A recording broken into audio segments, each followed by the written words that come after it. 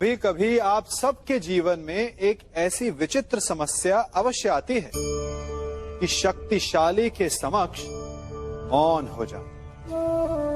कि उस शक्तिशाली से विवाद करने से बचने के लिए आप मौन रह जाते। मानता हूं, ऐसा करने से आप एक विवाद से बच जाते, एक संघर्ष से बच जाते, परंतु ऐसा बचाव एक बड़े संघर्ष को जन्म दे देता है।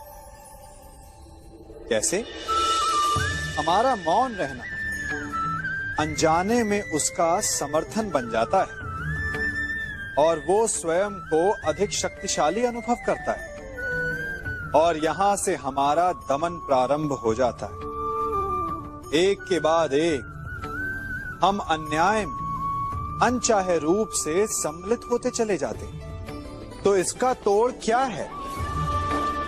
ये समझने के लिए ये जानना आवश्यक है कि ऐसी कौन सी बात है जो आपको विरोध करने से रोकती है।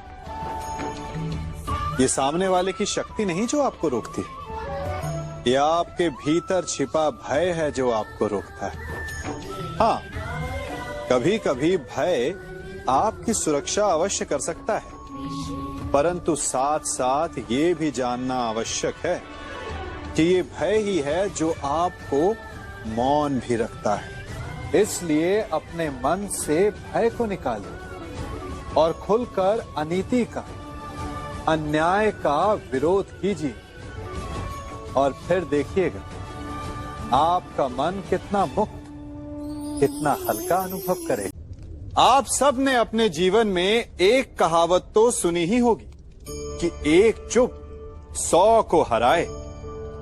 सुनी है ना? और इसीलिए कई बार हम जीवन में चुप रहते हैं, मौन रह जाते हैं, क्योंकि ये सत्य है कि एक मूर्ख के लिए मौन रहने से अधिक श्रेयस्कर उत्तर और कुछ भी नहीं हो सकता। परंतु क्या जीवन में सदैव मौन रहना, सदैव चुप रहना क्या उचित होता है? नहीं। जहां पाप का बल बढ़ रहा, जहां छल हो रहा, वहां मौन रहने से अधिक गंभीर अपराध और कुछ नहीं हो सकता। मौन रहकर कदाचित आप समस्या से बच जाएं, परंतु आप संसार को समस्याओं में उलझा देते हैं। इतिहास साक्षी है कि पापियों के उद्दंडता ने संसार को इतनी हानि नहीं पहुंचाई जितना कि सज्जनों के मौन ने पहुंचाई।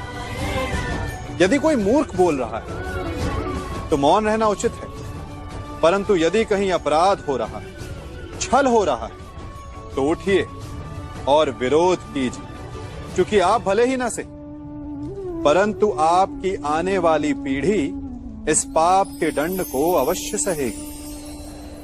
स्वयं विचार कीजिएगा।